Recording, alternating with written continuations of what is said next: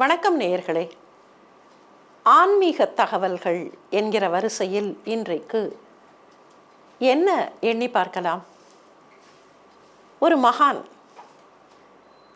அவரை மகான் என்று அழைப்பதற்கான காரணத்தை கொஞ்சம் நினைத்து பார்க்கலாமா? அவர் ஒரு பெரிய தலத்தில் வாழ்ந்தார். அந்த தலம் இறைவனுடைய பெருமையை, மேன்மையை ஊருக்கு உரைக்கிற தலம். அந்த ஊரிலே அவர் வாழ்ந்தார். நிறைந்த பக்தி பூண்டவர். அந்த பக்தியில் அப்படியே ஆழ்ந்து போவார். தினம்தோறும் தனக்கென்று ஒரு கடமையை வைத்து கொண்டிருந்தார்.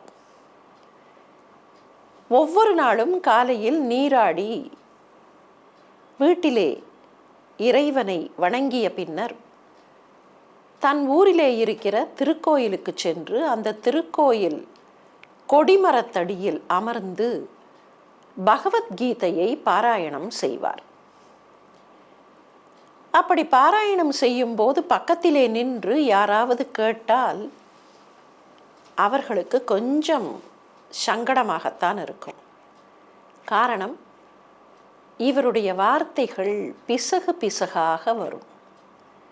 பகவத்கீதையை புத்தகத்தை எதிரில் வைத்து கொண்டுதான் பாராயணம் செய்வார்.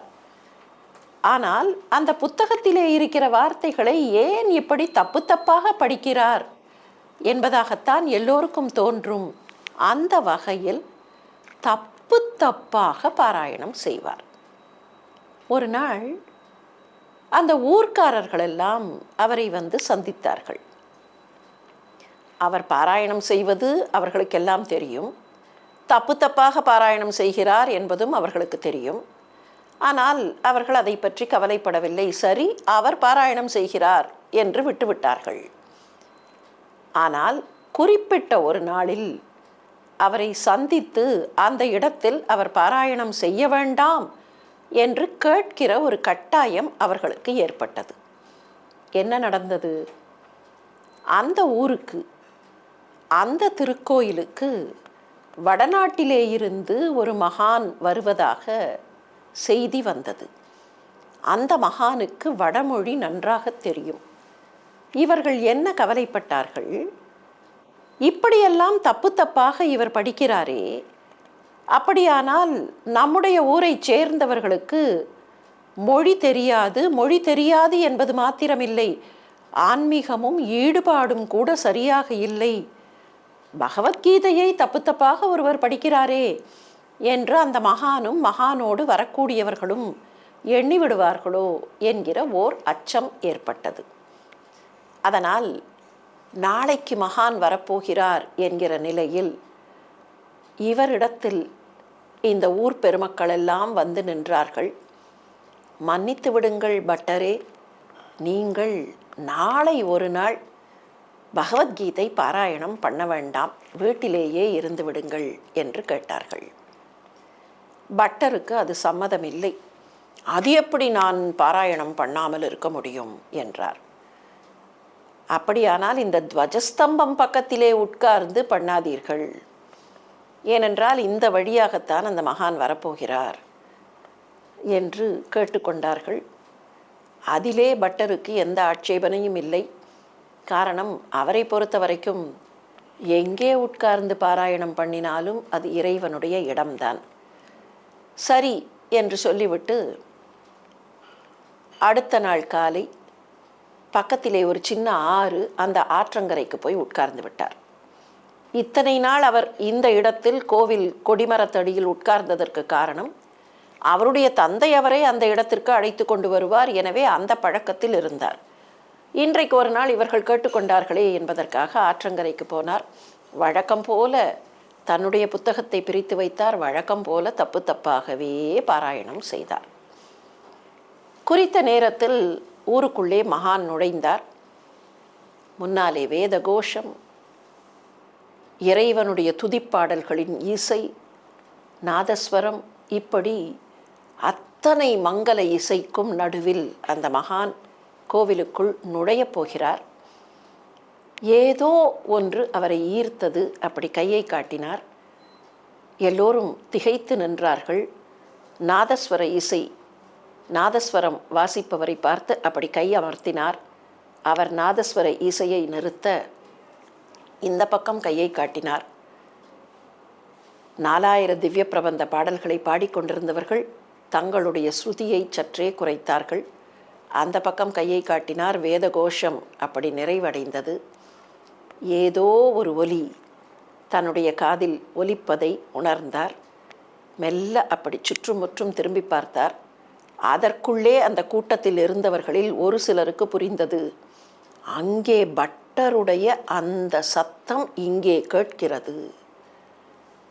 மகான் எல்லோரையும் நிறுத்திவிட்டு அந்த சத்தம், அந்த நாதம் எங்கே இருந்து வந்ததோ அதை நோக்கி நடக்க ஆரம்பித்தார்.